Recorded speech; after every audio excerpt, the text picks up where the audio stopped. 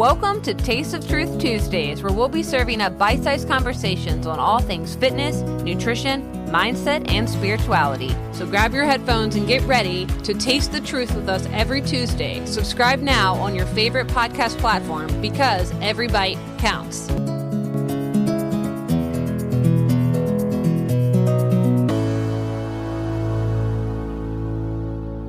Hey, welcome back to Taste of Truth Tuesdays. In today's episode, we're diving into the older story beneath Christmas, a history of Yule, and cultural amnesia.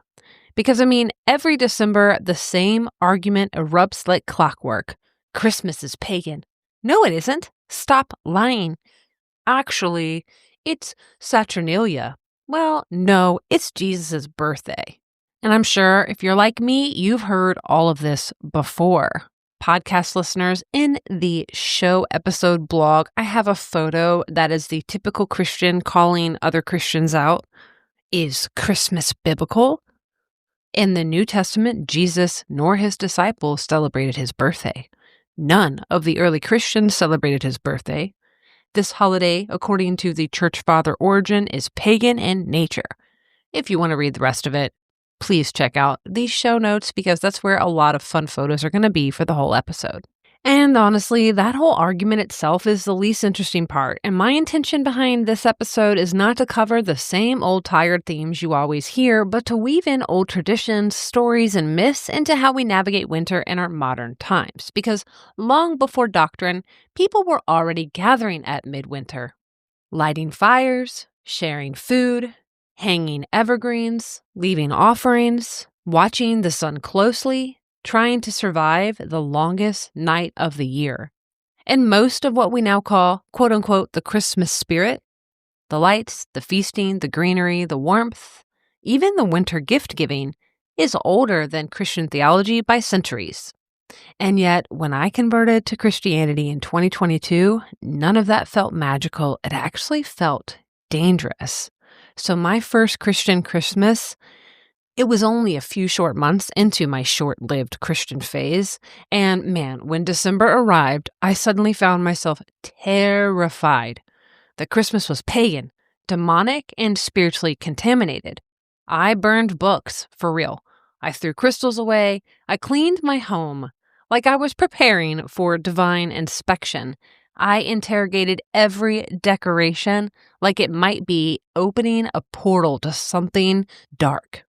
I am not exaggerating. I actually recently found an old document in my drive that I wrote during this time, and reading it now, it's unsettling and embarrassing. It reads like an entire bucket of fundamentalist talking points sprinkled in with some wiki conspiracies and shook it like a snow globe, you know what I mean? Some lines that I wrote: Christmas is a religious holiday, but it's not Christian. Mistletoe came from druids who used it for demonic occult powers. Santa Claus is based on Odin and meant to deceive children. Jesus does not want you to celebrate Christmas. I believed every word of it. Because fear-based Christianity works by shrinking your imagination. It makes symbols dangerous and history suspicious. The world is a spiritual minefield. And that was my first clue that this wasn't just about theology. It's obviously about fear and the inability to hold layered meaning. Because winter was sacred long before religion. For pre-industrialization people, winter was not cozy. It wasn't aesthetic. It wasn't symbolic, it was dangerous. Food stores would run low, animals died, illness spread, darkness swallowed the day. When the sun disappeared, this wasn't metaphorical, this was existential. And this is why midwinter mattered everywhere. Not because cultures shared gods, but because they shared bodies, seasons, and risks. Homes were built from thick logs, stone, and earth. And these materials, they had thermal mass that held heat long after the fire dimmed. And the hearths, they weren't just decorative. They were survival technology. Families and animals gathered together because the warmth meant life. And this honestly wasn't primitive living. It was skilled living. And it also shaped belief. Seasonal rites weren't abstract spirituality, they were instructions for how to endure. It is tempting to blame modern capitalism for the way winter has flattened into noise, urgency, and forced cheer. And sure, capitalism absolutely has accelerated the problem, but that explanation skips a much older rupture. See, pre-Christian seasonal traditions already honored limits: rest, darkness, slowness. Winter was understood as a time of contraction, not productivity. You didn't push harder in December, you pulled inward. You conserved. You waited. Those rhythms were disrupted long before department stores and advertising campaigns, because first came religious overwrite. Seasonal intelligence was reframed into theological narratives that demanded certainty and transcendence over embodiment. Then came industrialization, which severed daily life from the land, daylight, and the season entirely. Artificial light erased the night. Clocks replaced the sun. Productivity became moral. And by the time capitalism arrived in its modern form, much of the damage was already done. Capitalism didn't invent our disconnection from seasonal limits, but it did inherit it. What we're really dealing with isn't just about exploitation, it's amnesia. We forgot how winter works. We forgot how rest works. We forgot how darkness functions as part of a healthy cycle. And once that memory was gone, it became easy to sell us endless brightness in the darkest part of the year. So let's talk about what Yule actually was before Christianity rewrote it, because this is where history gets interesting. And so the earliest surviving written reference to Yule comes from the 8th century, recorded by a Christian monk, Bede, B-E-D-E, and like much of what we know about the pre-Christian traditions, it was documented after conversion had already begun. I did read that there's a suspicion that some of these monks were secretly pagans, which is why they wanted to preserve some of these traditions. Who knows? But what we do know is that the traditions themselves are much older, but the written record is fragmentary and filtered. Earlier traditions, which were primarily oral, and many were actively suppressed or destroyed, which means the written record is incomplete and always filtered through Christian authors. It does not mean the traditions were new, and it means Christianity arrived late to write them down. Later sources, around the 12th and 13th century, describe Yule as a midwinter feast involving communal drinking, oath-making, ceremonial meals, ancestral honoring, and celebrations lasting multiple days, often 12.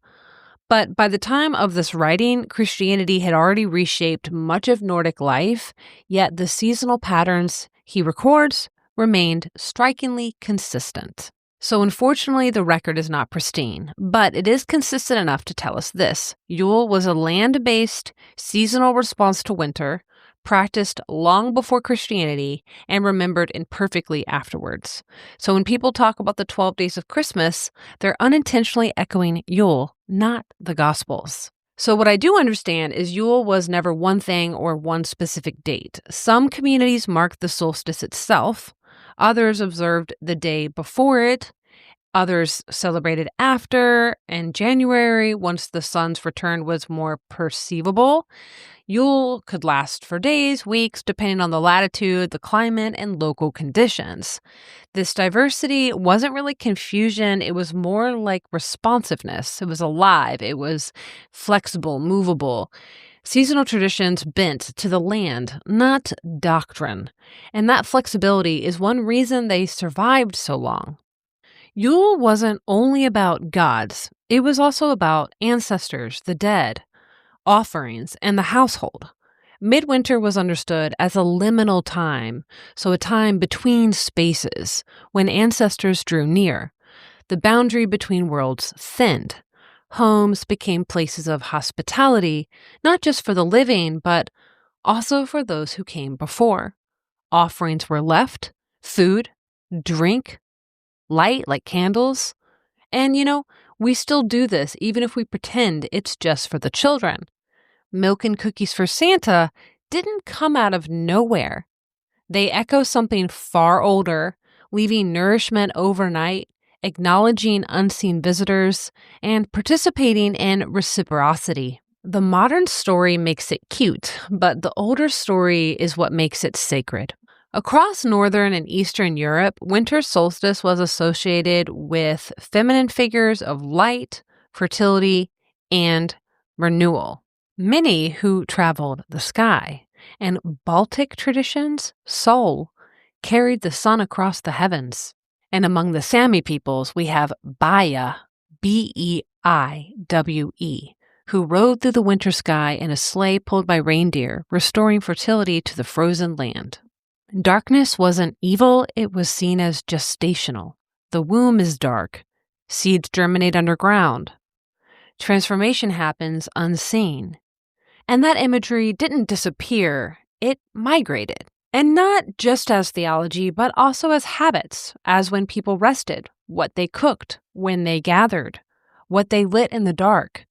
And once seasonal memory lives in the household instead of the temple, it became very visible to authority. So I'm skipping centuries of history because I want to just add into the parts where I think tend to surprise people. When Christmas was once illegal. Because Christmas was not always embraced by Christianity in America. In fact, in the mid-1600s, Puritan leaders in New England viewed Christmas as pagan, Catholic, and morally corrupt. Everything associated with it raised suspicion. Evergreens, considered pagan. Feasting, also considered pagan. Dancing, games, and access were condemned. Taking the day off from work was seen as spiritually dangerous. In 1659, the Massachusetts Bay Colony passed a law banning the celebration of Christmas outright. The statute read, "Whosoever shall be found observing any such day as Christmas or the like, either by forbearing labor, feasting, or any other way, every such person so offending shall pay every such offense 5 shillings." Celebrating Christmas was a finable offense, and the ban remained in effect until 1681, so that's 1659 to 1681.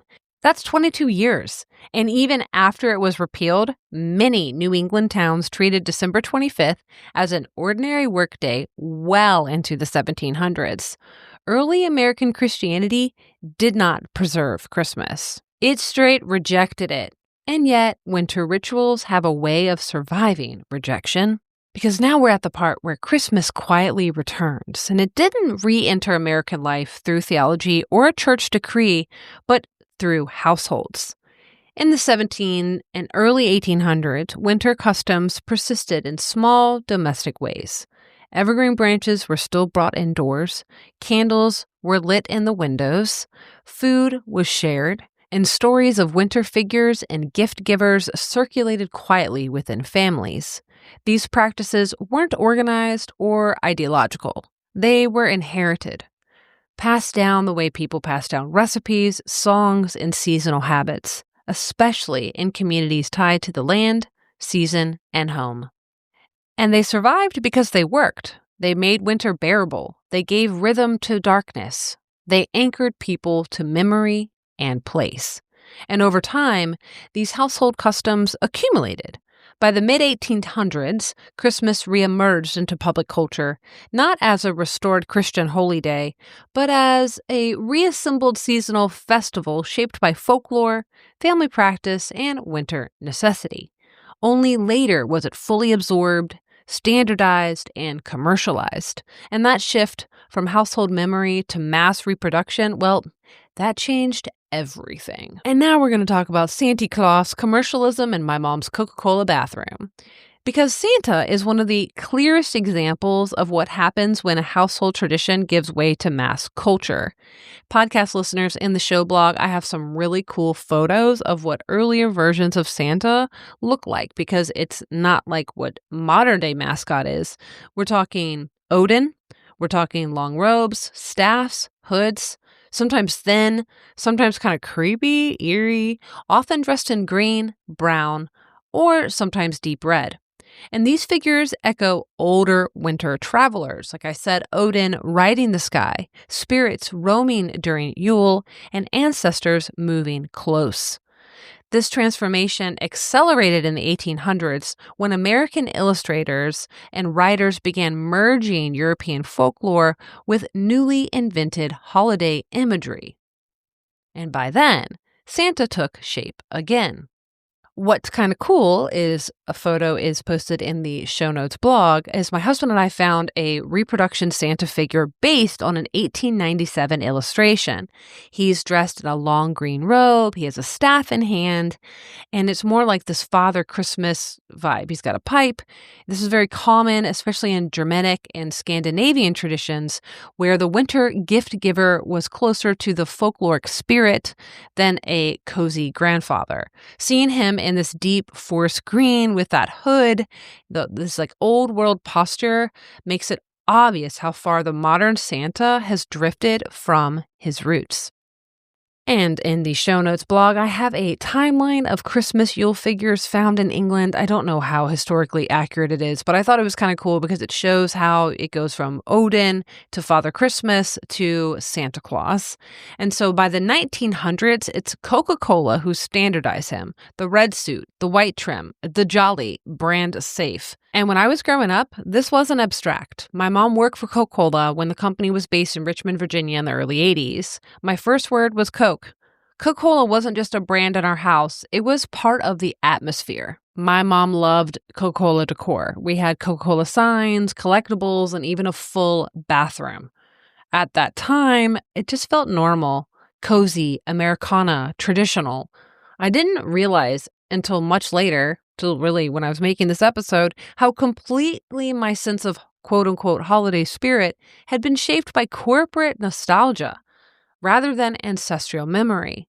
What I thought of as timeless wasn't really old at all. It was manufactured, standardized, and sold back to us as heritage. I mean, that doesn't make it evil, but it does matter. Because when branding replaces ritual, something gets flattened. The symbols remain, but the relationship itself, it's gone. What was once seasonal, local, and embodied becomes aesthetic, consumable, and safe. And for many of us, that's the only version of winter we were ever given. And podcast listeners, I have some classic photos of the Coca-Cola Santa that you may recognize. And I don't want this to come across as hardcore judgment, but it is reality. What was lost in that transformation wasn't belief, but relationship to land, to season, and to memory. And for people who held on to that relationship longest were already labeled for it. And what do I mean by that? Well, the word heathen never originally meant immoral, evil, or godless. It meant rural, living out, away from the city. In its earliest known form, the word means woman of the heath, the open, uncultivated land beyond cities and roads. From there, it spread through Germanic languages, Anglo-Saxon, Old Norse, and clergy used heathen to describe those who kept ancestral customs while cities converted to Christianity. There's an 8th century monk who wrote about the rural people, calling them the wild heathen.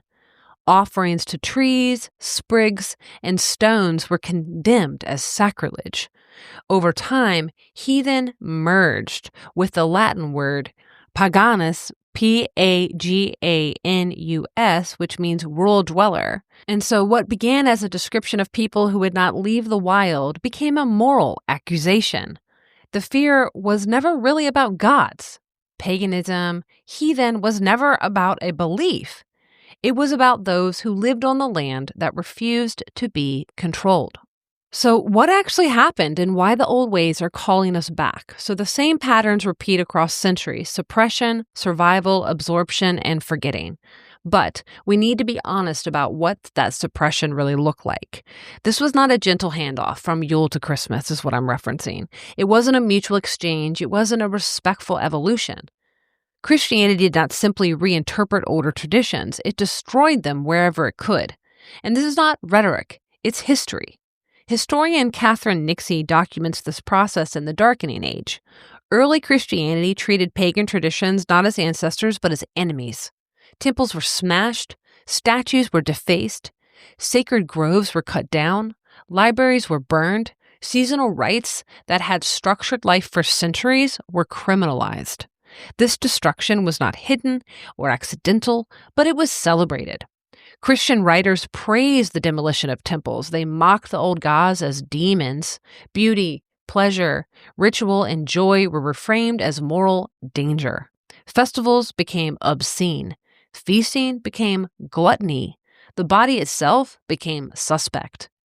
What could not be eradicated outright was stripped, renamed, and absorbed while its origins were denied. The solstice, well, that became Christ's birth, but obviously we all know Christ wasn't born on December 25th. The returning sun became a metaphor. Evergreens became safe symbols. Ancestral offerings were reduced to child's fantasy. But that's not borrowing. It was conquest, followed by selective inheritance. When that conquest met resistance in rural places and households and in women's hands, it adapted, it waited, it layered itself over what remained. And this is why the seams still show. And that is why Christmas has always felt haunted, layered, conflicted, unstable. What survived did so despite institutional Christianity, not because of it. It survived in kitchens and in hearths, in fields and in forests, in winter nights and quiet ritual, in land-based people who refused to forget how seasons worked. Centuries later, capitalism finished what religion began. What remained was flattened into nostalgia, branding, and spectacle, not because the old ways were weak, but because they were powerful. The call feels loud again. The pull people feel now towards solstice, ancestors, darkness, rest, and land is not based in aesthetics. We're not talking just Pinterest here. It is memory. It is the body remembering rhythms it was trained to forget. It is the psyche rejecting constant light, constant productivity, constant cheer. It's the old intelligence resurfacing after centuries of suppression. The old gods were never gone. They were buried. Winter has a way of thawing buried things, though. If something in you responds to the fire, the darkness, the offering, or the pause, that doesn't mean you're rejecting modern life or indulging in fantasy. I think it means you're responding to a pattern much older than doctrine, older than empire, older than the fear that tried to erase it. What was destroyed is now stirring. What was taken is now being remembered. And remembering doesn't end here. In a few days, I'll be sitting down with Universal Pagan Temple for a conversation on pagan culture, ritual, history, and lived practice. If this piece brought up questions for you about Yule, Mother's Night, ancestral work, or what reclaiming these traditions really looks like, I'd love to carry them into that conversation. So feel free to leave your questions in the comments or send them my way. And this is how the old ways return. Quietly, carefully, through memory, practice, and conversation. And that's all I have for you today, folks. So please help my little podcast grow. If you're on Substack, give it a like. Make sure you're subscribed. Please share this post with someone. If you're on YouTube, give this video a like. Leave a comment. Let me know what you thought. If you're on Spotify or Apple, leave me a 5-star review. And, just show me some love. I'd love to hear from you. And until then, have a wonderful holiday season and a happy new year. And as always, embrace skepticism, stay curious, and keep tuning in.